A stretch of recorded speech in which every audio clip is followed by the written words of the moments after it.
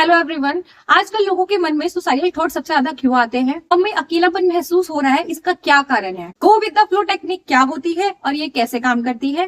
और हम अपने मन को एकाग्र कैसे कर सकते हैं, फ्लो में कैसे जा सकते हैं? लास्ट क्वेश्चन ये है कि जिनका नाम Guinness book of world record में दर्ज है, आखिरकार उनकी लंबी उम्र का राज क्या है? इन सभी क्वेश्चंस के ऊपर बात करेंगे with the help of this book. तो बिना देर के शुरू करते हैं फिर आज का ये वीडियो।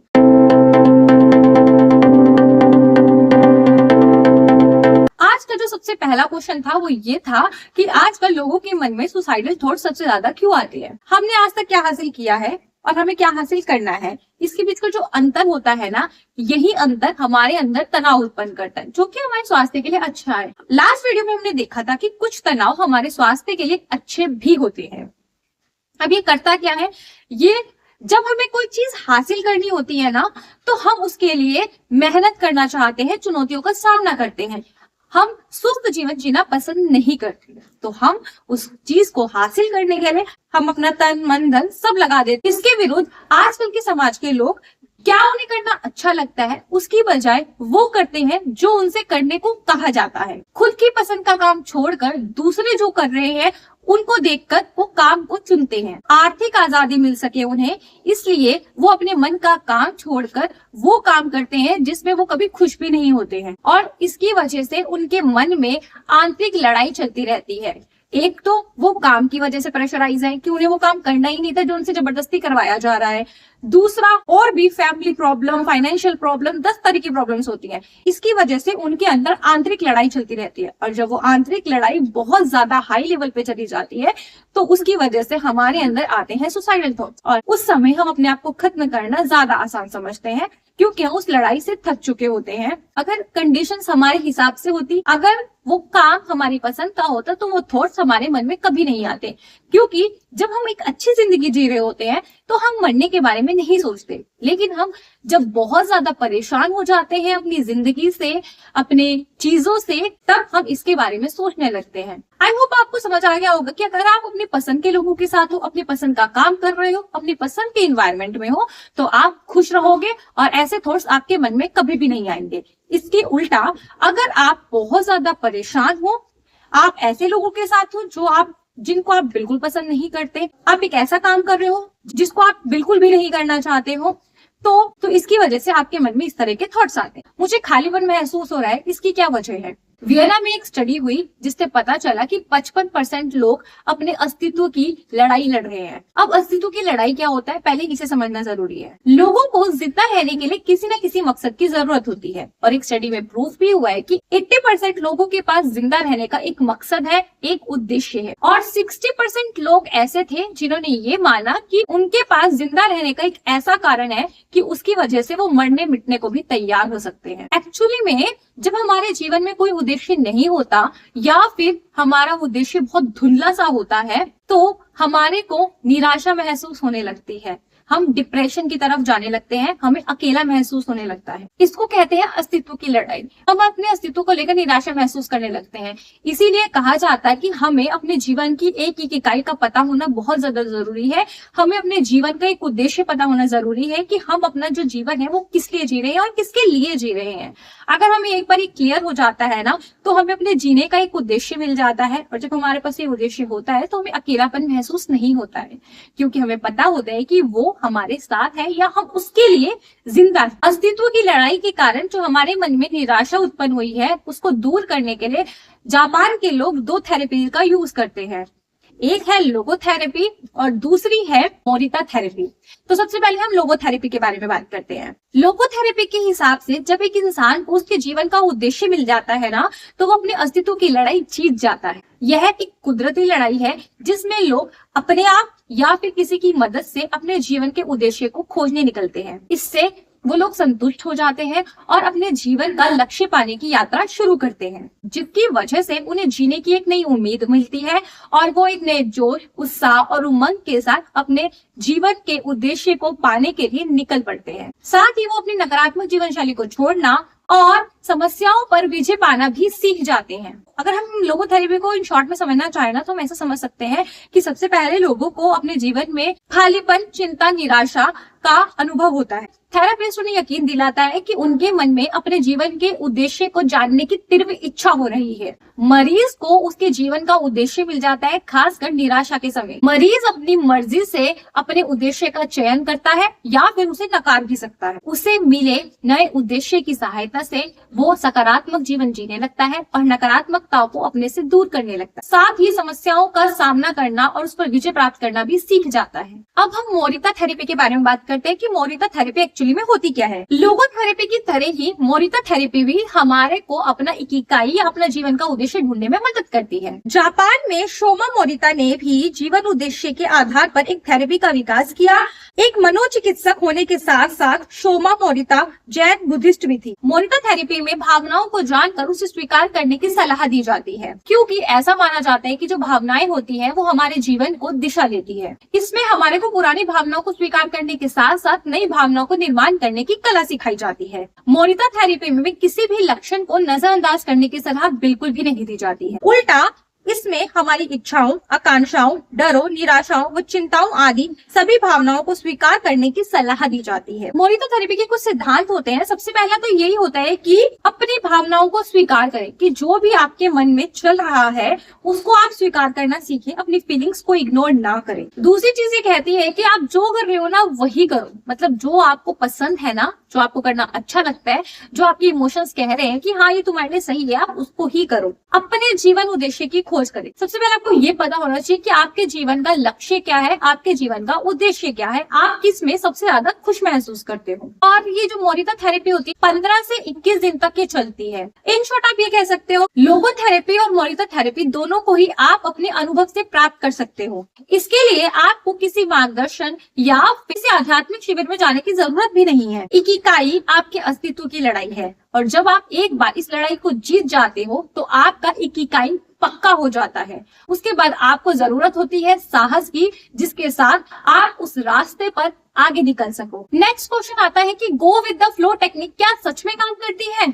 आप जरा सोचिए कि आप अपनी मनपसंद जगह पर स्केटिंग कर रहे हो, आपके चारों तरफ बस बर्फ ही बर्फ है, जो माहौल है ना वो एकदम खुश मिजाज है और बहुत ज्यादा आनंद देने वाला है। आपका पूरा ध्यान स्केटिंग पर है। कौन से समय कौन सी हलचल करनी है इसके बारे में आपको पक्का पता है। वहाँ ना तो भूतकाल है ना ही भविष्य है, वहाँ तो बस वर्तमान का ही अस्तित्व है। वहाँ आप बर्फ का आनंद ले रहे हो। आप स्केटिंग करने में इतना ज्यादा मस्त हो कि स्केटिंग, आप और सजगता तीनों बातें अलग ना होकर एक हो गई है। आप इस अनुभव में पूरी तरह से डूब चुके हो। अब इस समय ना तो आपको किसी बारे में चिंता है, ना ही आप किसी और चीज के बारे में सोच रहे हो। जो आपकी ईगो है वो गायब हो जाती है और आप उस कार्य के साथ एक रूप हो जाते हो। हम सभी ने कभी ना कभी इस एक रूपता का अनुभव किया होगा। जब हम अपना पसंदीदा काम कर रहे होते हैं ना, तो हमें समय का और अपनी इंद्रियों का बिल्कुल भी अनुभव नहीं होता। फॉर एग्जाम्पल, कुछ लोग खाना बनाने में घंटों बिता देते हैं और उन्हें समय का आभास तक नहीं होता है।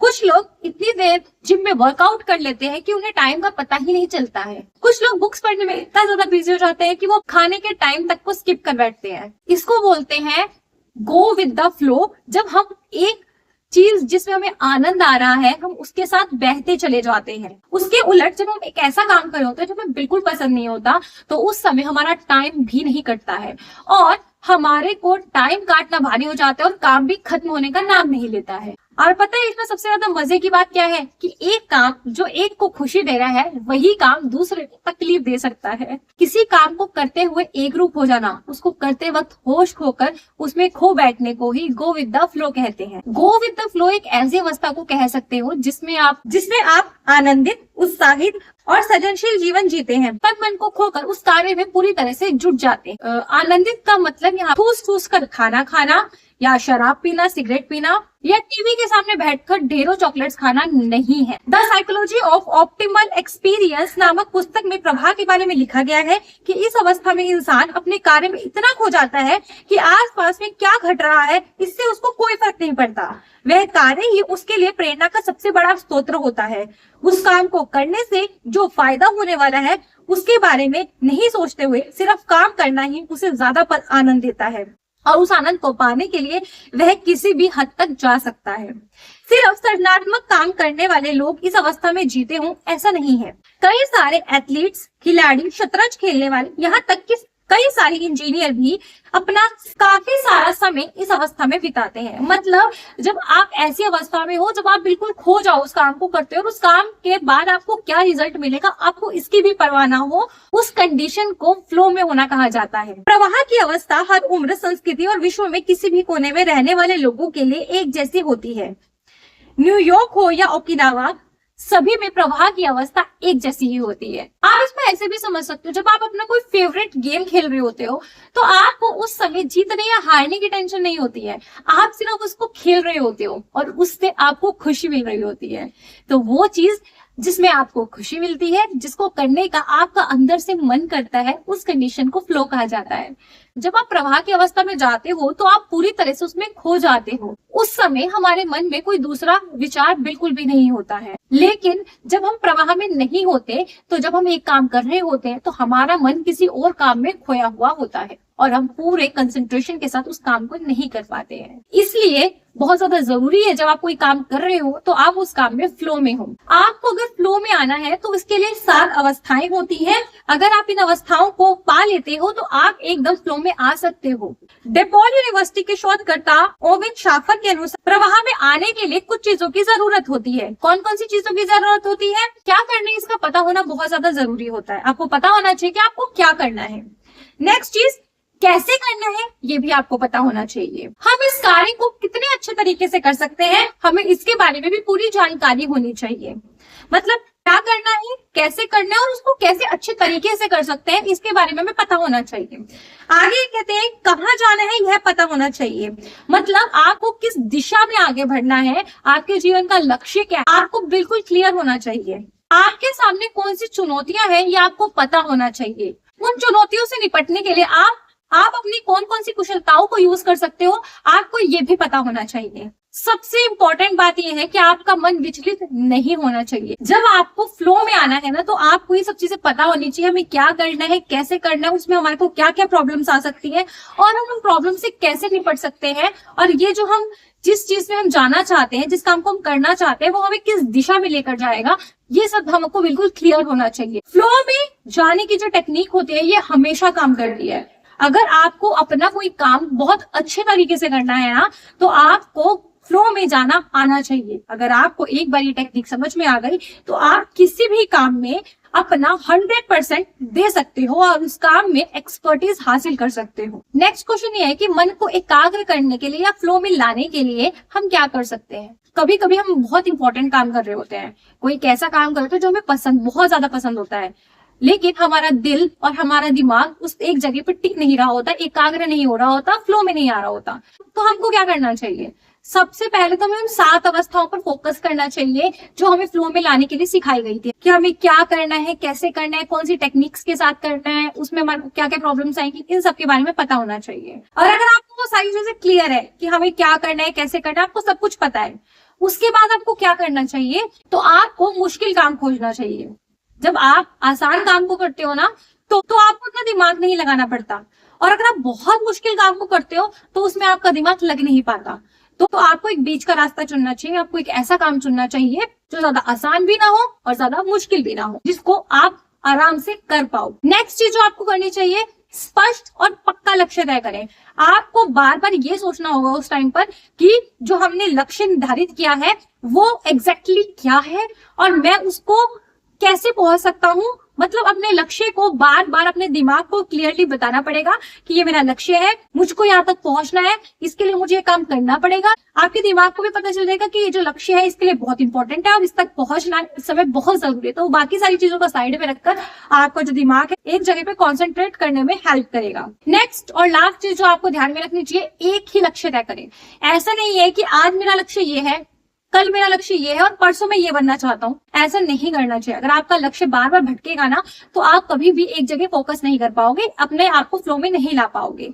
मेरे साथ बहुत होता है, मैं जब कोई एक काम शुरुआत करती हूँ तो मेरा दिमाग भटकता रहता है, मैं इसको भी कर लूं, मैं इसको भी कर लूं, मैं इसको भी कर लूं, और वो इतने सारी जगह पे भटकने की वजह से मैं कुछ भी नहीं कर पाती हूँ। इसीलिए बहुत जरूरी है कि आपका एक क्लियर लक्ष्य हो, जिस पर आपका पूरा फोकस हो और वो लक्ष्य ज्यादा आसान भी ना हो, ज्यादा मुश्किल भी ना हो। आप उस तक पहुंचने के लिए थोड़े से एफर्ट्स लगाओ और वहां तक पहुंच जाओ। आपको एकाग्र होने के लिए यही करना पड़ेगा। अब आपको थोड़ा इजी लैंग्वेज में समझाती हूँ। मान लो आपको कल आपका एग्जाम है, आपको पढ़ाई करनी है, तो आप क्या करोगे? आप अगर ये सोचो मैं आसान से पढ़ना शुरू करूं, तो आप ना स्टार्ट करोगे, फिर उसका बोलेगा ये तो मुझको आता है, छोड़ना दूसरा काम करता हूँ।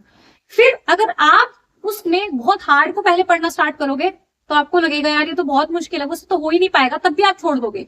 लेकिन जब आप सोचोगे ना कि ऐसा करता हूँ मैं, जो कुछ मुझे आता है और कुछ मुझे सीखना है, मतलब मीडियम पार्ट, उसको पढ़ना स्टार्ट करूंगा तो मैं जल्दी अपना सिलेबस कंप्लीट कर लूंगा। तब 90% चांसेस होंगे कि आप अपने सिलेबस को कवर कर लोगे, क्योंकि आपका लक्ष्य तो क्लियर है कि आपको कल एग्जाम देने जाना है। और आपने जो डिसीजन लिया, इससे आपके माइंड को पता चल गया कि आपका जो लक्ष्य है कल एग्जाम देना, लक्ष्य आपके दिमाग को क्लियर हो गया। फिर आपने उसको एकाग्र करने के लिए क्या किया? ना आपने आसान की तरफ गए, ना ज्यादा हार्ड की तरफ गए, आप मीडियम से स्टार्ट किया। तब आप आसानी से अपने लक्ष्य को कंप्लीट कर पाओगे। आई होप आपको ये समझ आ गया होगा।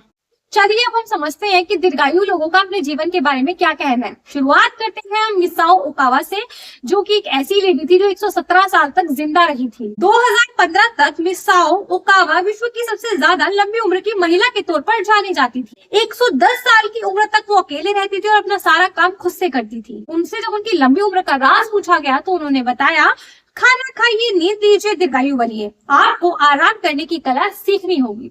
बाकी लोग फेमस हैं ज्यादा काम करने के लिए, लेकिन इन्होंने कहा काम के साथ साथ आपको आराम करना भी आना चाहिए, तभी आप अच्छी जिंदगी जी सकते हो, लंबी जिंदगी जी सकते हो। नेक्स्ट बात करते हैं मारिया कैपोविला की, जो कि 116 साल तक जिंदा रही और ये इक्वेडोर की रहने वाली थी। 2006 में इनकी निमोनिया से मौत हो गई। इनके 3 बच्चे, 12 पोते और 20 पड़पोते थे। इन्होंने कहा कि पुराने जमाने की चीजें काफी अच्छी होती थी, लोग बहुत ही अपनेपन से रहते थे, हम नाचते थे, खेलते थे, उनमें भी एक अनोखा अनुशासन होता था। मौका मिलने पर आज भी मैं गाना गाती हूँ, नाचती हूँ। स्कूल के वक्त जो मैं हाथों से चीजें बनाती थी, वह काम मैं आज भी करती हूँ।